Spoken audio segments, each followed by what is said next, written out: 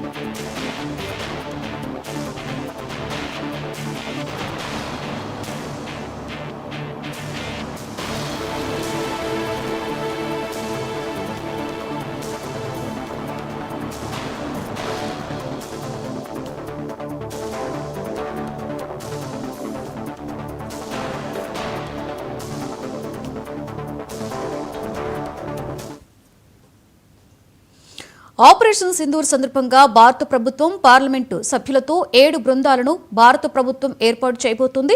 ఈ బృందాలు ఆపరేషన్ సింధూర్ కి సంబంధించిన వాస్తవాలను, అలాగే పహల్గామ్ ఉగ్రదాడికి ప్రతిస్పందనగా భారతదేశం చేపట్టిన ఖచ్చితమైన దాడులను కూడా ఇతర దేశాలకు వివరించడం లక్ష్యంగా పెట్టుకుంది. ఇక దీనికి సంబంధించి పూర్తి సమాచారాన్ని మా ఇన్పుట్ ఎడిటర్ నవీన్ అందిస్తారు.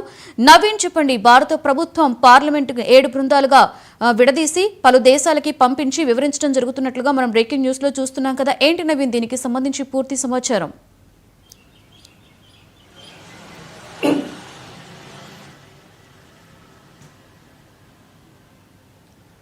దాదాపు 7 అఖిల పక్ష బృందాలు కూడా మే 22న కూడా వారు విదేశీ పర్యటన కూడా వెళ్ళేటువంటి అవకాశం కనిపిస్తుంది. ముఖ్యంగా ఈ 7 బృందాల్లో దాదాపు 8 మంది వారందరూ కూడా ఉంటారు. అందులో ఎంపీలు కూడా చాలా సీనియర్ మోస్ట్ ఉన్నటువంటి ఎంపీలు, అన్ని పార్టీలకు సంబంధించినటువంటి ఎంపీలు కూడా ఈ యొక్క విదేశీ పర్యటన కూడా వెళ్ళేటువంటి అవకాశం కనిపిస్తుంది. ముఖ్యంగా పాక్ వ్యవహరిస్తున్నటువంటి అంశాలపై ఖచ్చితంగా ఇతర దేశాలకు కూడా వివరించి చెప్పాలని చెప్పేసి ప్రధాని మోడీ ఈ యొక్క నిర్ణయం కూడా తీసుకున్నటువంటి పరిస్థితి నెలకొన్నాయి. ఇందులో ముఖ్యంగా కాంగ్రెస్తో పాటు ఇంకా అనేక పార్టీలకు సంబంధించినటువంటి వారందరూ కూడా ఈ యొక్క విదేశ పర్యటన కూడా వెళ్తున్నారు. ముఖ్యంగా ఎంపీలు శశి థరూర్ కాంగ్రెస్ పార్టీ నుంచి, ఇటు రవిశంకర్ ప్రసాద్ బీజేపీ,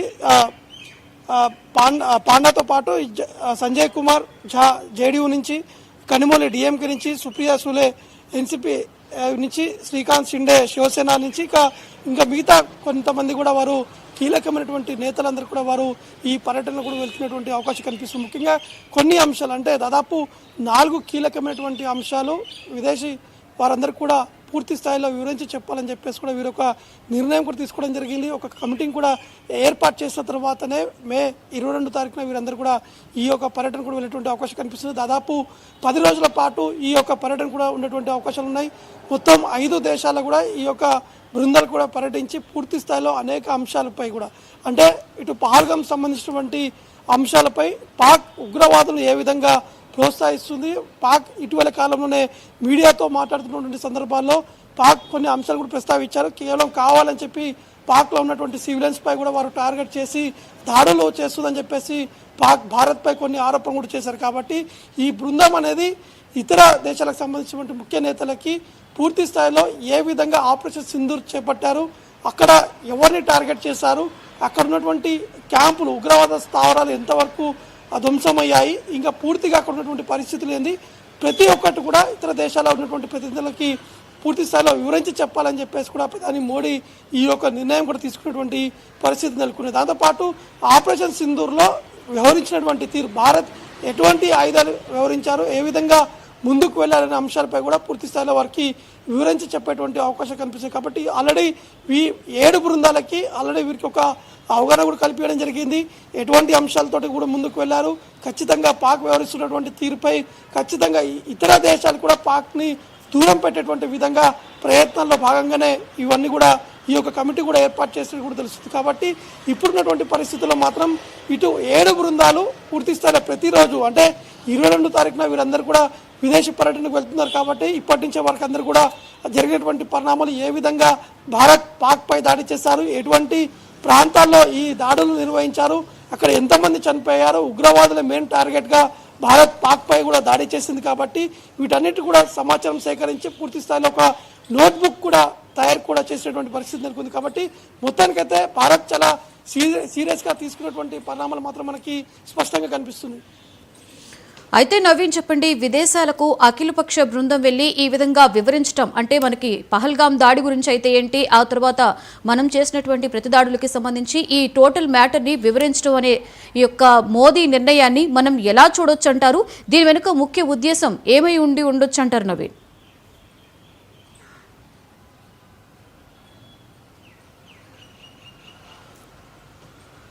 ఖచ్చితంగా అంటే అఖిలపక్షం అంతా ఆల్ పార్టీ అందరూ కూడా ఈ యొక్క తీసుకున్నటువంటి నిర్ణయాన్ని కూడా వారు స్వాగతించారు. వారు సంబంధించినటువంటి మెంబర్స్కి సంబంధించినటువంటి డీటెయిల్స్ కూడా ఆల్రెడీ ఇతర పార్టీకి సంబంధించినటువంటి నేతలు కూడా వారికి సంబంధించినటువంటి ఎవరెవరు వెళ్తారనేది, అందులో ఉన్నటువంటి సీనియర్ నేతలు ఎవరున్నారు, అక్కడ విదేశీ పర్యటనలో వారు తమ భారత్ సంబంధించినటువంటి అంశాలని ప్రస్తావించేందుకు ఎవరు వారి లాంగ్వేజ్ కూడా ఈజీగా ఉంటుంది అనే అంశాన్ని కూడా చాలా అన్ని చూసిన తర్వాతనే వారు ముందుకు కూడా ఈ యొక్క అడుగు కూడా వేయడం జరిగింది. కాబట్టి ఈ యొక్క నిర్ణయం కూడా తీసుకోవడం జరిగింది. కాబట్టి ఖచ్చితంగా ఫోకస్ పాకిస్తాన్ పైన ఎక్కువగా ఫోకస్ కూడా జరుగుతుంది. ఎందుకంటే అంతర్జాతీయ మీడియాలో పాకిస్తాన్ భారత్పై అనేక ఆరోపణలు కూడా చేపడుతుంది.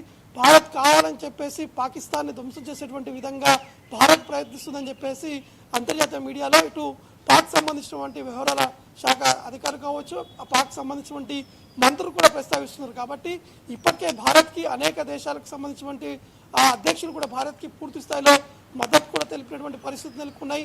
కేవలం 5 దేశాలు ప్రధానంగా వీరు టార్గెట్గా పెట్టుకున్నారు. 5 దేశాలకు సంబంధించినటువంటి వారితోటే ఇటు భారత్ పాక్ సరిహద్దులో జరిగినటువంటి అంశాలని వారు దౌత్యపరంగా కావచ్చు, ఇంకా ఇతర పరంగా ఏ విధంగా ముందుకు వెళ్తున్న అంశాలు కూడా వారికి వివరించి చెప్పాలని చెప్పేసి కూడా ఇటు భారత్ కూడా ఈ యొక్క నిర్ణయం కూడా తీసుకోవడం జరిగింది. కాబట్టి ప్రతి ఒక్కరు కూడా ప్రధాని మోడీ తీసుకున్నటువంటి నిర్ణయాన్ని కూడా స్వాగతిస్తున్నారు.